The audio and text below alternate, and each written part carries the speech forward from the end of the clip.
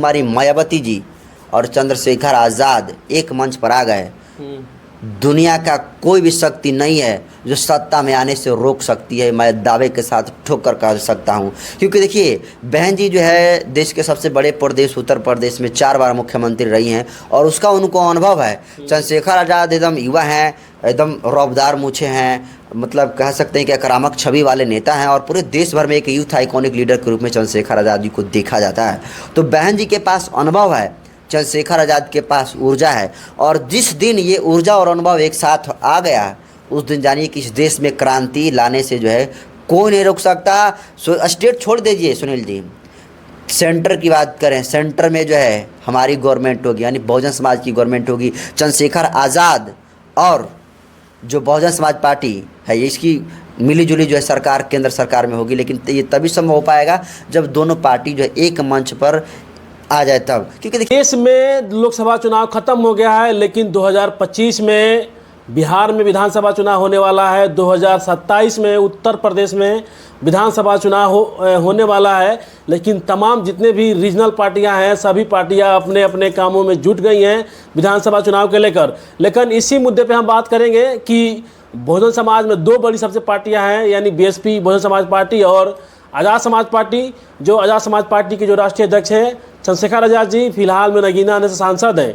क्या अब आने वाले भविष्य में जो आज़ाद समाज पार्टी के राष्ट्रीय अध्यक्ष चंद्रशेखर आज़ाद जी और जो बीएसपी के संयोजक हैं आकाश आनंद जी, क्या आने वाले भविष्य में दोनों जो युवा नेता हैं, तेज तरार नेता हैं, भविष्य के दोनों नेता हैं, क्या आने वाले भविष्य में दोनों नेता एक साथ आएंगे, क्या हाथ मिलाएंगे? इसी मुद्दे पे हम बात करेंगे बसंत जी से। बसंत जी बताइए, नगीना के सांसद है चंद्रशेखर आज़ाद जी और बीएसपी के जो संयोजक हैं आकाश आनंद जी, दोनों युवा नेता हैं, तेज तरार नेता हैं। क्या लगता है कि आने वाले भविष्य में ये जो दोनों नेता है भविष्य के एक साथ आएंगे, हाथ मिला लेंगे दोनों?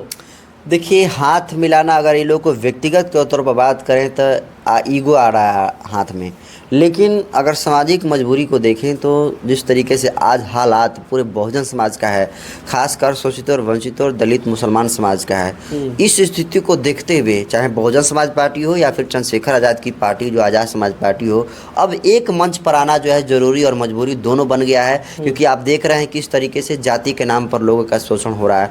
आए दिन जो है दलितों के ऊपर किस तरीके से जाति डिस्क्रिमिनेशन हो रहा है, सब लोग देख रहे हैं। दिन रात जो है वीडियो हो रहा है, वायरल हो रही है कि यहाँ पर दलितों को पानी पीने की वजह से मार दिया गया, नए कपड़े पहनने की वजह से मार दिया गया, कहीं चाउमीन खाने की वजह से मार दिया गया। और ये सब कुछ क्यों हो रहा है? इसलिए हो रहा है, हाँ इसलिए हो रहा है क्योंकि देखिए, हो भी रहा है तो इसलिए हो रहा है क्योंकि हम लोग सत्ता में नहीं हैं, हमारे अंदर इम्यूनिटी नहीं है। और जब हमारा नेता नहीं होगा एकजुट तो हम लोग कैसे एकजुट होंगे? अब जैसे समझिए, बहन जी के जो समर्थक हैं वो चंद्रशेखर आज़ाद पर आरोप लगाते हैं, चंद्रशेखर आज़ाद के जो समर्थक हैं वो बहन जी पर आरोप लगाते हैं। इसलिए आरोप लगाते हैं क्योंकि अलग अलग काम कर रहे हैं, तो कोई भी पार्टी को अपना अपना तो श्रेष्ठ बताएगा ही बताएगा।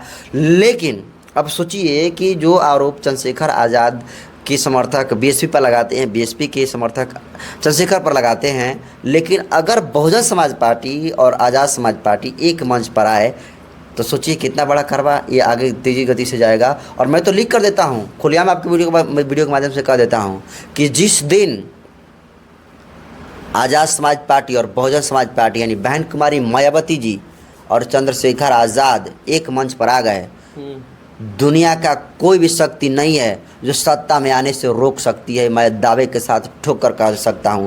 क्योंकि देखिए, बहन जी जो है देश के सबसे बड़े प्रदेश उत्तर प्रदेश में 4 बार मुख्यमंत्री रही हैं और उसका उनको अनुभव है। चंद्रशेखर आज़ाद एकदम युवा हैं, एकदम रौबदार मूछे हैं, मतलब कह सकते हैं कि आक्रामक छवि वाले नेता हैं और पूरे देश भर में एक यूथ आइकॉनिक लीडर के रूप में चंद्रशेखर आज़ाद जी को देखा जाता है। तो बहन जी के पास अनुभव है, चंद्रशेखर आज़ाद के पास ऊर्जा है, और जिस दिन ये ऊर्जा और अनुभव एक साथ आ गया उस दिन जानिए कि इस देश में क्रांति लाने से जो है कोई नहीं रोक सकता। स्टेट छोड़ दीजिए सुनील जी, सेंटर की बात करें, सेंटर में जो है हमारी गवर्नमेंट होगी, यानी बहुजन समाज की गवर्नमेंट होगी। चंद्रशेखर आज़ाद और जो बहुजन समाज पार्टी है इसकी मिली जुली जो है सरकार केंद्र सरकार में होगी। लेकिन ये तभी संभव हो पाएगा जब दोनों पार्टी जो है एक मंच पर आ जाए तब। क्योंकि देखिए, आप बहुजन समाज पार्टी की अगर विचारधारा को समझें तो भी संविधान की बात करती है, SC OBC की बात करती है। सेम वही विचारधारा जो है आज़ाद समाज पार्टी की है, भीम आर्मी की है। तो भाई, जब काम एक जैसा काम आप कर रहे हैं, मंजिल भी आप लोगों की एक है कि बहुजन समाज की सरकार आए, तो भाई फिर एक जगह एक प्लेटफॉर्म पर आने में आपको दिक्कत क्या है? अगर दिक्कत है, अगर कोई व्यक्ति किसी व्यक्ति को लेना चाहता है तो उसे जाना चाहिए, अगर कोई व्यक्ति नहीं जा रहा है तो उसकी भी गलती है, बात करनी चाहिए।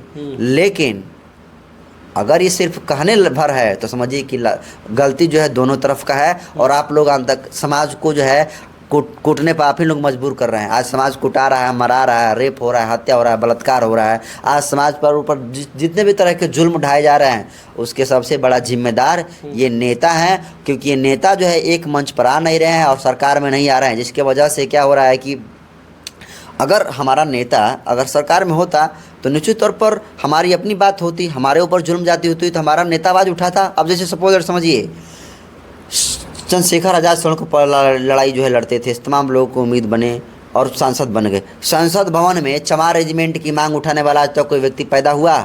किसी ने उठाया था संसद भवन में? नहीं। आपको लगता कि अखिलेश यादव उठाएंगे? वो तो अपना अहि रेजिमेंट की मांग उठाए हुए थे। राहुल गांधी उठाएंगे चमार रेजिमेंट की मांग? नहीं। अपनों का दर्द अपना ही समझ सकता है। और बिल्कुल चंद्रशेखर आज़ाद ने जिस तरीके से चमार रेजिमेंट की मांग उठाया और कहा कि चमार रेजिमेंट एक बार फिर से जो है जो लड़ाकू रेजिमेंट था इसे बहाल होना चाहिए, ये कहने का कुवत अगर किसी शख्स में है तो उस शख्स का नाम है चंद्रशेखर आज़ाद। अगर अपनी पूरी बात नहीं मानती है संसद भवन और सभापति नहीं मानते हैं और हमको जब बोलने का अधिकार नहीं देते हैं तो अपना रिजाइनिंग देना, इस्तीफा पत्र देकर बाहर निकलने का अगर किसी के अंदर कुवत है तो वह बहुजन समाज पार्टी की सुप्रीमो बहन कुमारी मायावती का, जिसका रिकॉर्ड आपने देखा होगा कि बहन जी संसद भवन में जो फाड़कर पन्ना और चल गई थी कि जब तुमको बोलने का ही मौका नहीं दोगे, लोग हमको चुन कर भेजें कि संसद में हम बोलेंगे और तुम हमको बोलने का मौका ही नहीं दे रहे हो, तो क्या करेंगे? बहन जी क्या की, पाना फाड़ी और निकल गई और कभी फिर गई नहीं। इतना गुस्सा था उनके अंदर, सोचिए।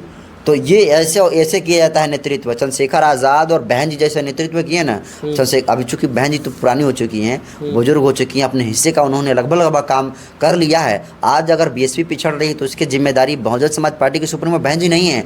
आज आकाश आनंद की जिम्मेदारी है कि वो पार्टी को गति दें। तमाम जो युवा नेता हैं, तमाम जो पदाधिकारी हैं, नेशनल जो तमाम पदाधिकारी, उनकी जिम्मेदारी बनती है। आज बहन जी पर आप आरोप नहीं लगा सकते हैं। बहन जी अपने हिस्से का बहुत बड़ा काम किया है और काम ऐसा किया है कि आने वाले समय में कोई शायद ही बहन जी जैसा काम कर सके।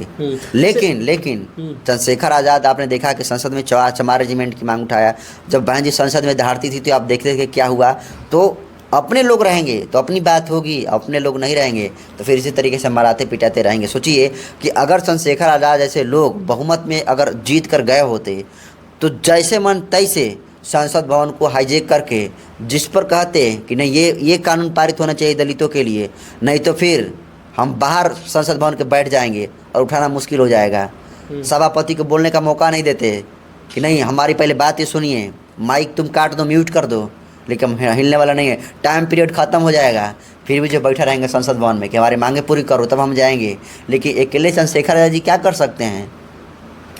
हाँ, इसलिए तमाम बहुजन समाज को लोगों को जो है चाहे विधानसभा हो या फिर संसद भवन हो पहुँचना जरूरी इसलिए है ताकि अपने लोगों की जो है आवाज़ बन सके और सही मायने में उनके समर्थन में, उनके हक में, उनके पक्ष में कानून बनाया जा सके। आज कानून यहीं से न बनते हैं जी, डिबेट होता है, कानून बिल पारित होता है।